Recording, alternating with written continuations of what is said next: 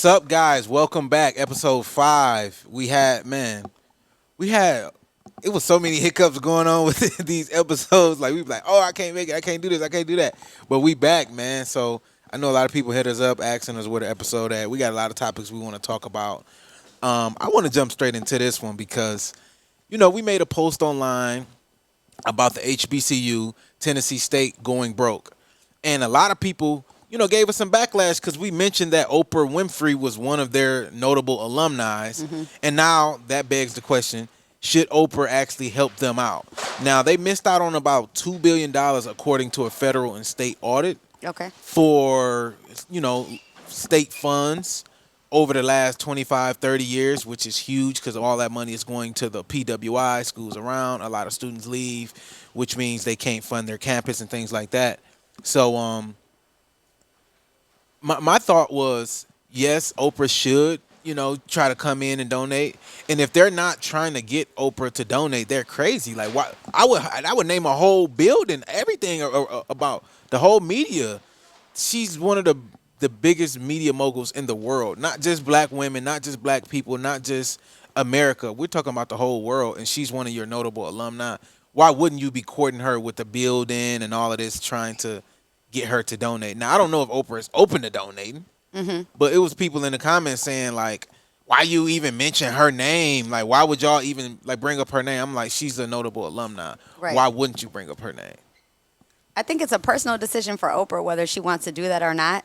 But my bigger and deeper question about these universities is, what are you guys doing with the money? Like, the actual tuition that people are paying, that they're going into debt behind. Well, what are you guys actually doing with that money? Because why do I have to pay tens of 20s of 30, 40,000? HBCU's not cheap either. Now, I'm not, they're not cheap at all. Not at all. And I'm not just talking about the HBCUs. I'm talking about, all the universities, and now particularly the HBCUs.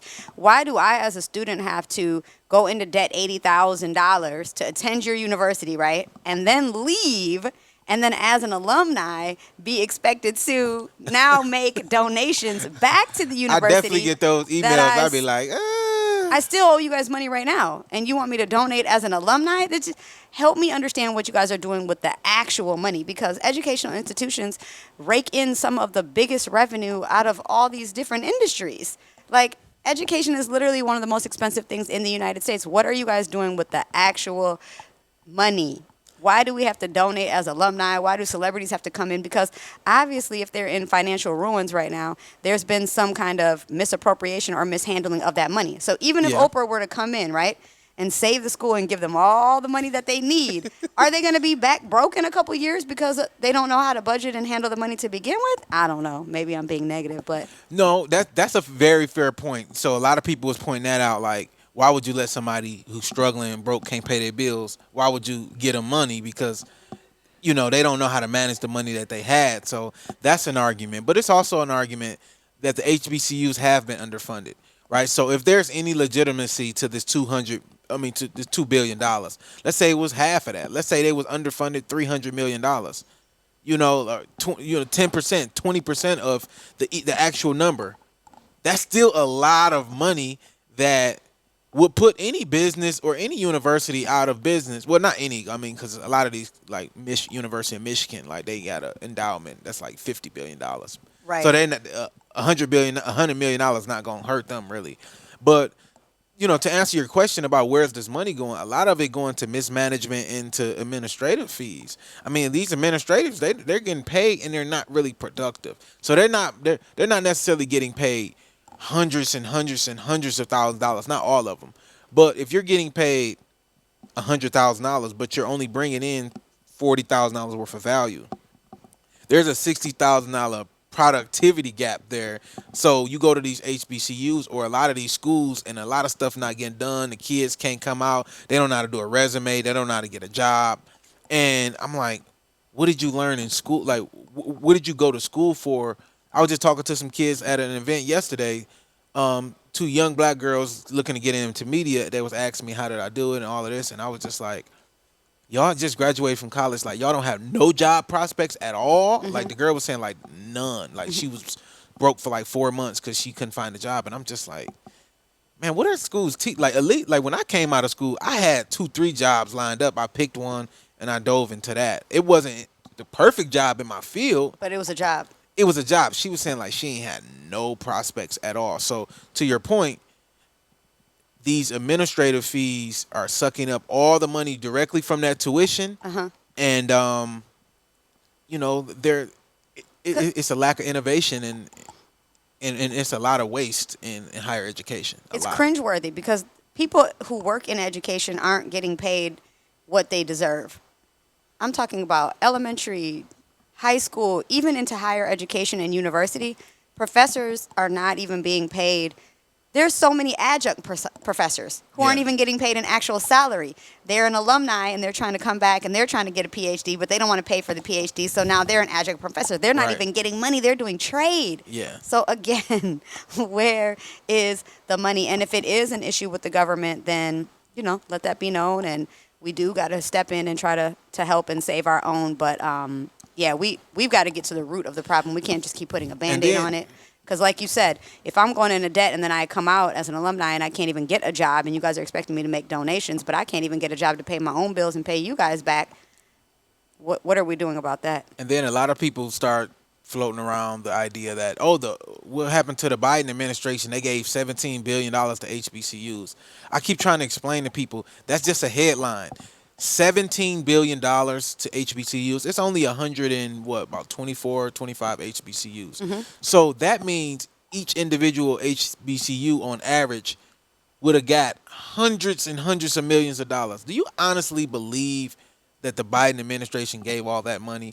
No, it was just a headline, as a marketing campaign.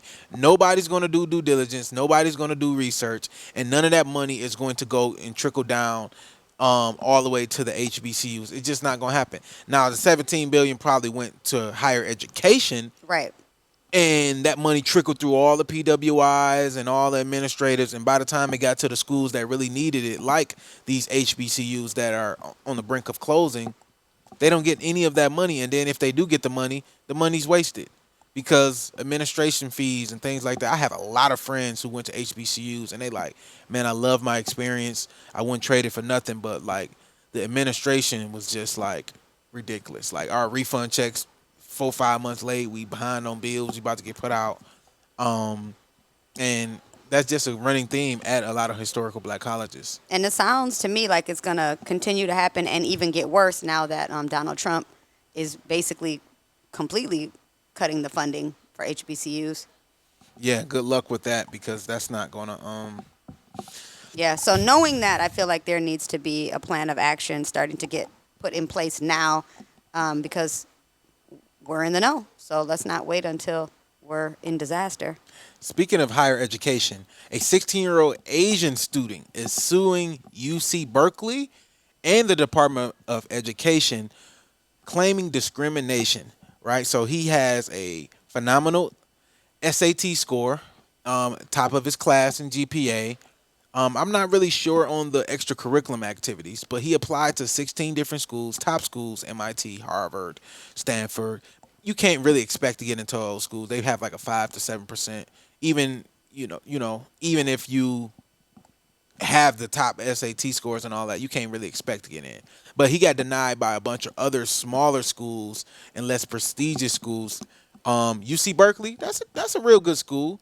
They denied him. He's including them into their lawsuit because they didn't respond the way he wanted. That's exactly what his dad said on the news. He said they didn't respond when he reached out to the other schools. They gave some credible sources of why he didn't get in. But the 16-year-old Asian student is claiming that black and brown students are taking more qualified applicants like himself position due to his grades and SAT, which is racist because there's a lot of smart black and Latino kids. Like Right. you're not the only one with good SATs and good GPAs. Absolutely. But yeah, he's suing for discrimination, and the U.S. Department of Education call it meritless, and UC Berkeley call it meritless. But when you hear something like that, what are your thoughts on like these Asian students suing, and they were the one that brought the affirmative action case to the Supreme Court, which got affirmative action overturned, and now they're still complaining because they feel entitled to our elite institutions. Yeah, nobody's really entitled, to be honest with you. These universities and colleges are like they have their own mafia going on. Yeah. They let in who they want to let in. And, sometimes it has to do with race and sometimes it doesn't. Do you remember the white people who were like Oh yeah, going to yeah. jail and getting What's in the lady trouble? from Full House? Full House? Yeah. Yes, her daughter was a big influencer online, and she got in. Yeah. Yeah, But they were paying like $5-6 million. millions of dollars to doctor up their kids' resumes, SAT scores, saying that they were a part of organizations and clubs and sports that they were not. They were photoshopping them using AI, all kinds of stuff to get their kids into these same schools. Yeah. And they're white, they're rich, they're prominent, they're everything that you would think to get in. But somehow or another, they're not confident. And so they're going under the table to ensure that their kids get in. And so I think that the bigger issue is what's going on with these, again, colleges and universities. Right. Is the point to educate the American people or not? Is it to increase classism, to continue the war on poor people? I don't know. But I think that we do need to get to the bottom of what's going on with these universities and colleges. And I don't know how successful he's going to be with his lawsuit because they reserve the right to either let you in or not. And him making black and brown students, his peers, the enemy, I think is misguided as well. Yeah, it's very misguided because even if a black or brown student got in that had lower stats than you, it's not all about the stats. Because if it was all about the stats, then obviously we know richer kids will automatically always get in because they get all this private school education, top stuff, and a lot of they have money for SAT prep, things like that. And it's like, well, they're automatically by the law of averages are going to be at the top. So it's like you can't just always look at the numbers because somebody they can be incompetent. They can't even communicate, can't talk, can't express themselves. They have no personality, but they can just read some books and retain the information. And it's like, do you want a school full of that, or do you want a diverse population? And I'm not saying And in terms of personality, correct. in terms of what you bring to the table. It's not even about Yeah. diverse being race. I'm just saying like diversity of thought. Mm-hmm. Right? You don't want just a bunch of engineers that just all about the numbers, but you walking around, nobody have any social skills. That's not the school you want. So UC Berkeley and the Department of Education, they call the case meritless, because even when the father went on Fox News and talked about, the meats of the case, quote unquote, he didn't really have anything other than this is a very smart kid and he got discriminated against because of his stats. He didn't get into 16 schools and it was because of race based. And I'm just like, I don't really know. And then you using the fact that black and brown kids got into these schools, which we know black kids are underrepresented at these top elite schools. I don't care what you say. Yeah. And I know you got some stats on that. So I'm the stat queen. So at UC Berkeley, the school that he's suing, saying that they didn't let him in because of his race and that they were, showing preferential treatment towards Latino and African American students. At UC Berkeley, the percentage of Asian students there is 30%. 30%. In 2022, 52% of new graduates from UC Berkeley were of Asian descent. The percentage of black students at UC Berkeley are 2.9. And that's crazy because it's like the numbers don't even add up. You're competing with all those other Asians, right? What about all the other Asians they let in? Oh, and not even 2.9, 2.5. So, yeah. Right. So less than 3% of students at UC Berkeley are black. 30% are Asian. And make it make sense. I don't understand why he's making black people his problem. Like, you guys are overrepresented at the school. Right. And yeah, I think that the target is misguided. Black people aren't your enemy. Yeah, I don't know what your enemy is, but he got a job at Google. Google offered him a job. So I think, his case, he's going to continue with the case, but it seems like, you're at a top company, you have a job, Um, I mean, black people get discriminated against every single day, and it really be their race. And some people bring lawsuits, but not really, right? If we sued every time we felt like we was discriminated against, we'll all literally be paying all our money to legal fees because Yeah. we'll be suing almost every day at work, at the car wash, like at the police discriminating against us. You know, when we walk into Nordstrom's and Neiman's, we got 5 people. Hey, can we help you? It's like, damn, why you ain't walk up to like, why y'all looking at us like we about to take something? You see what I'm saying? So it's like if we file lawsuits every time we quote unquote felt like we got discriminated against, we'd file lawsuits all day. So, I mean, I'm calling bullshit on this lawsuit, and I mean he's a 16-year-old stud, man. Just go. And 16 universities rejected you. So something is going on with your application and your profile. Maybe your application was dull. Maybe you didn't have extra curriculum. Maybe you said something stupid that raised a red flag.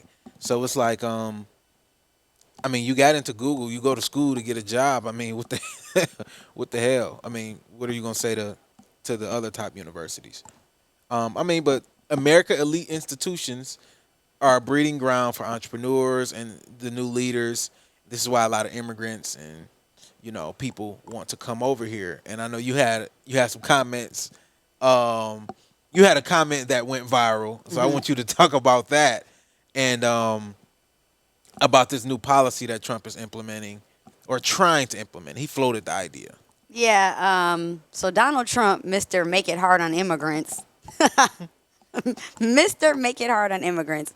That's what I'm going to start calling him because he just hates immigrants and especially poor ones. Well, I guess only poor ones because he's not hating on the rich wannabe immigrants because he introduced a new policy that he wants to put forward where if immigrants want to get to the front of the line to come to America, you can pay. I mean, you can pay now. But the fee is like astronomical. It's $5 million. He wants to sell what he's calling a gold card visa as a primary to U.S. citizenship, replacing the existing visa. The existing visa is called the EB-5 visa, and this would supersede that and provide permanent legal residency and additional privileges to wealthy immigrants. My comment was that most wealthy immigrants are not in a rush to come to the United States. And that's just a fact. And if they are, it's more them being excited to invest in the United States, but they're not about to pay $5 million because they're so desperate to come here and just live every day. You don't think if I'm a Saudi family from, my dad got billions from oil and all of this, and I want to go to Stanford and raise my kids and run a tech company in America, you don't think $5 million is a decent? You don't think that family would pay the $5 million to send their kids over? A lot of those families already have the connections. Like really wealthy, uberly, like $5 million is a lot of money. Let's be for real. Right. To spend on one thing, right? We're not even saying you're going to spend $5 million and then. Well, you're spending it on the $5 million, but I guess if you get to citizenship, not all your kids that you have in America would be citizens, if I'm understanding that correctly. Yeah, absolutely. So but you're paying for kind of a generation. people who have $5 million in loose change already have like connections. They can do that now without him putting out. Well, I think that's the point. Like he trying to get rid of because you can get a visa free, but it's gonna take a long time, especially if you don't know somebody that knows somebody. So the wealthy people, I agree, they already got those know somebody connections. Yeah. So it sounds like what he's trying to do is scrap all of that and say if you want to come here, it's $5 million. Companies can sponsor it. He don't care who give you the $5 million. Right. Companies can sponsor it, or wealthy families can sponsor it. Sovereign wealth funds can sponsor it. Sports teams can sponsor it. Yeah, I think it's like completely atrocious. I think it's really disgusting, to be honest with you. Because what is America supposed to be about? It's supposed to be founded on immigration. What happened to give me your tired, your poor, your huddled masses yearning to breathe free? Like, what happened to that?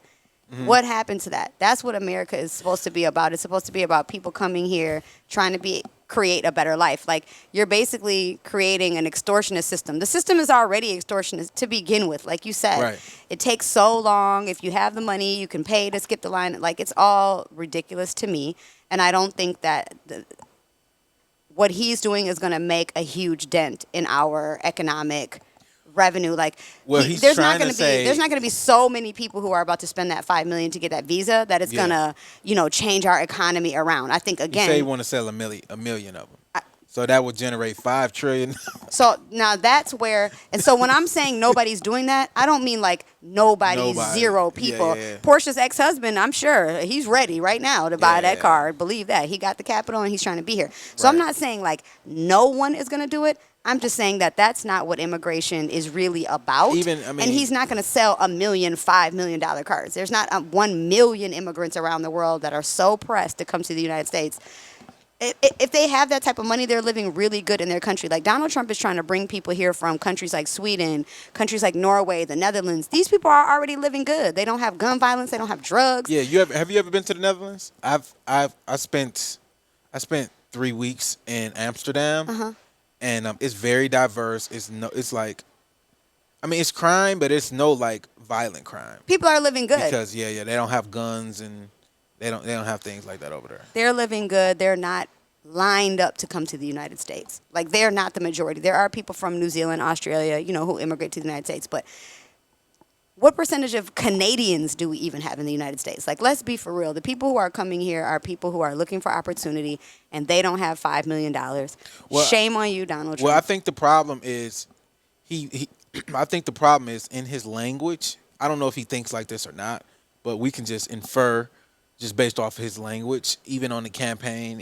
and how he talk about immigration and deportation, is the violent criminals that do come over here and the poor people that come over here looking for a new life that's going to work 80 hours and barely speak English, but then put their kids through school and have that success story.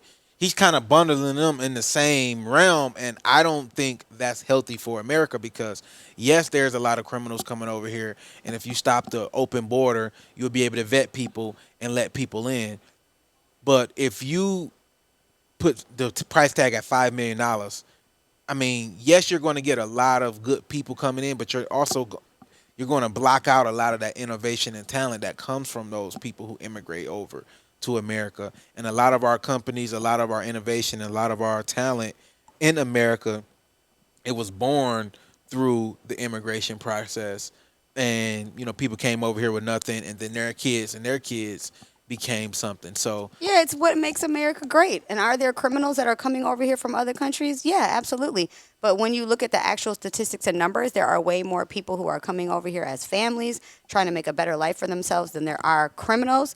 And, I don't know who's more violent than Americans when you're talking about citizen on citizen violent and crime. Like, I just don't know a place that has more crime and more violence aside from political violence, right? So yeah, you got other countries that are the government is in turmoil. They've got rebels that are running the country, right? So you have that type of I mean, situation. what about? But I mean, you got the regular cartel, civilian, but again, cartel is a political thing, right? right? So I don't like the killings that are happening in America are not political killings. Yeah, yeah. They're You me mean, and you are yeah, neighbors and we yeah, got into it and we both got guns and I upped the strap on you and I killed you right, because we got in an argument. So right. I don't know a nation that is more violent And have and more more of their criminal population activity in than the United incarcerated. States. Exactly, than the United States of America. Like, so I'm literally not scared to go anywhere in the world because I grew up here. Like, so Yeah, America is one of those weird places. Like, it's like we have so much freedom that it's good. It's obviously good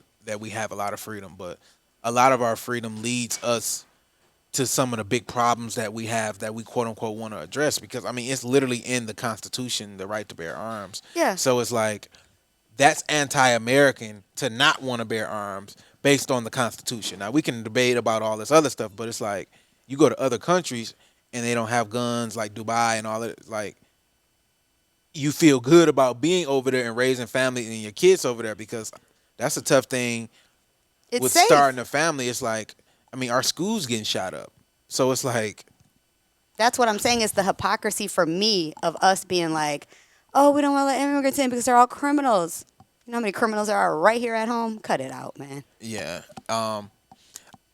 I read this and I can't say I was shocked, but I can say, America, being America, sold a lot of people a bag of. I don't even. a bag of trash, a bill of goods. I don't even know what the what the saying is, Yeah. but unemployment by degrees. A new study shows that the more education you have, the longer you will be out of work. And that means those with advanced degrees, the study shows, spend an average of 18 to 20 weeks on average unemployed if they get laid off, lose their job, or if they just graduate from college. Versus those who didn't even go to college spend more than half of that on the job market looking for jobs, and they get jobs pretty quick. It may not be the top tier jobs that these people with advanced degrees would accept, but at least they get a job. So I would say we both have degrees. We both went to school. I don't know if you have it. You don't have an advanced degree, do you? I don't. Okay, I didn't go to graduate school either, um, but I have a lot of friends, a lot of them, black women, black men, white women, whoever, and they have a lot of advanced degrees, and they be on LinkedIn like open for work, like, and Yeah. I'd be like, bro, you got an MBA from one of these schools, like, Yeah. what do you mean you're open for work? You would think when you get that advanced degree, these companies will be banging on your door to hire you, but they're not. Yeah. So again, we've been lied to. The higher education system in America is a for-profit industry. So you have to understand that when something is for profit, the profit and the bottom line is the most important factor. Back in the day, they sold us a lie that said that if we went and got these degrees, that would equal your work experience. Yeah. And that's a lie. It's always been a lie. Nobody is hiring you without working experience. And so the myth is that when you have a master's degree, you have a PhD, you should already be starting at six figures because All of day, this 100%. because of these degrees, right? One, the companies don't want to pay you for it, and two, they don't want to pay you for it when you don't have the experience. And so my advice to people is if you do want to get higher education degrees, get them, right? But make sure that the industry that you're trying to go into actually needs that, desires that, wants that. Make sure that you're going to be able to get a return on that, because not every industry is going to give you a return on higher education degrees. So make sure that whatever pathway you're on actually needs that and requires that. And then when you do it, don't do it back to back. Don't go get your bachelor's degree, then get your master's degree, then get your PhD, and the whole time you never Oh worked. my God, So man. stagger it out, right? Get your bachelor's degree and then enter into the workforce. Start getting that hands-on experience. Your company can probably pay for your masters. Exactly. Then let your company pay for your master's and get your master's while you're working. That way you're having the combination of these certificates, diplomas, education, and hands-on work experience. That's what's going to make you a top candidate, and that's what's going to make a company look at you and say, you know what, this person is worthwhile and worthy of this six-figure salary. Because you coming out with a degree and no work experience, they're looking at you like very, very risky, and they're either going to lowball you or feel like they can't lowball you and just reject you altogether. So I'm not confused by these statistics or why this is happening at all. I understand why. Yeah, and then as an entrepreneur, as somebody who employed people, like, you look at the numbers and you say, should I hire this PhD candidate that just came from Georgia Tech, who wants 170,000? They want benefits, they want all of they want all of that, or should I hire three or four people with bachelor's degrees, or maybe don't have any degree at all, but they have the right experience, and you can get almost three for the price of one when you're looking at the amount of salaries that each person's demand. Now you got artificial intelligence, you got software, you got all these other tools that don't cost as much as humans, that can make an unproductive or uneducated human more productive, but you don't have to pay them more. A lot of times when you look at the bottom line, when you look at the numbers, it makes sense to hire three workers and just train them up, and they're more than likely going to be more loyal to you because they don't have them opportunities that the PhD candidate or the lawyer or the doctor or whatever has. And I think this too.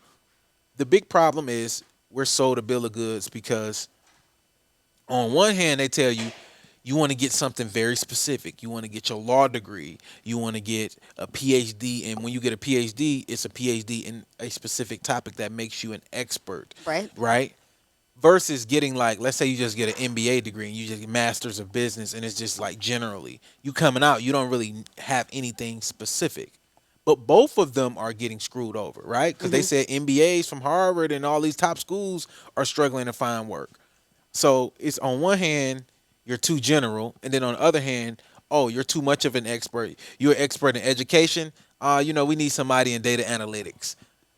Going to school means you have the ability to learn. You Hmm. have the ability to process information and apply that information. So you should be able to transfer those skills. But a lot of companies use that as leverage to not hire you or to hire you but offer you a lower salary because you don't have the requirements that they're looking for. So you're really screwed either way. If you go too general, you're screwed because now they like, well, we don't really know what you are an expert at. And if you go too deep and you're an expert, they say, well, you're overqualified, right? Which is Right. another thing. Yeah. So I mean, to each their own. You've got to choose your own path, but definitely make sure that when you're paying for higher education, make sure that you're going to get that return on your investment and that it's actually going to be worthwhile, because these schools don't care. They're not in the business of helping you find a job. They're in the business of bringing you in so that they can get their money. Now, you're from Minnesota. Hmm. The flight from Minnesota to Toronto, the Delta flight, flipped over. They haven't really released too much about the pilot and what really happened, so I have to follow up on that. But Delta came out with a statement and said they are offered $30,000, no strings attached. Now I'm not a lawyer, so I don't know what that means. Maybe that mess you up in litigation, but it seems like two people have came out, and particularly one person came out and said no, he was drenched in lighter fluid, and even though he Woo! survived, he's not lighter fluid, jet Gasoline. fuel. Yeah, jet fuel. My Yeah, he was goodness. drenched in jet fuel, um, and he's actually suing the company. And Delta offered $30,000. Now, would you take for one? Would you take that money? And two, do you think he do you think he's going to win the lawsuit? Yeah. Because it's a lot of people who they don't understand how like they think it's a slam dunk. Like he didn't die. So going to court is going to be really, really, really hard to prove millions and millions of dollars worth of damage, which is why Delta only offered 30,000. So what are your thoughts when you hear that? Again, I think that each individual has to make their own decision for their own personal life. $30,000 might make a big difference for someone that was on that flight. Yeah. And so for some people, it might be a no-brainer, right? They're going to give me 30,000, no strings attached. I'm going to go about my business. I think the guy that filed the lawsuit is the smartest one, though, because by them automatically offering each person 30,000, which I think is what they said, it's approximately 2.3 million in total. By them being willing to pay that money right away, it lets you know that they know that in some way or another they're in the wrong. Oh, If of course. Yeah, if they yeah. knew that they were not in the wrong and there was no basis for a lawsuit, they wouldn't have offered anything. They would have said, "Hey, this didn't have anything to do with us. It was an unfortunate incident," and that's that. But the fact that they right out the gate came and were willing to offer 30,000, that means that there's more money there and that there's more problems there, Yeah. and they're trying to avoid litigation because a lot of times they're trying to avoid discovery. They don't want I the mean, the curtain to be litigation peeled is going to back. cost them more than 2.5, so Yeah. they going to have to pay it anyway, so they And I'm may. sure they got issues. Like they're literally, when people are trying to settle, it's because they don't want to get into the discovery phase of things. Yeah. Where whatever you think you know, there's so much more to know. So Yeah. they're trying to literally keep them out of their business. Why? Because there's probably some things going on. So I think that man, it's going to take him a while, to get going or get whatever it is that he wants. But I don't. I think he's definitely on to something. Yeah, the lawyers, they're going to take 33% of whatever they get him, but they're willing to work for free, quote unquote. Well, because They're they working know. on they're working on for the back end, cuz even if they settle with him for $1 million, the lawyers get 33% of that. So they made $300,000 just by litigating.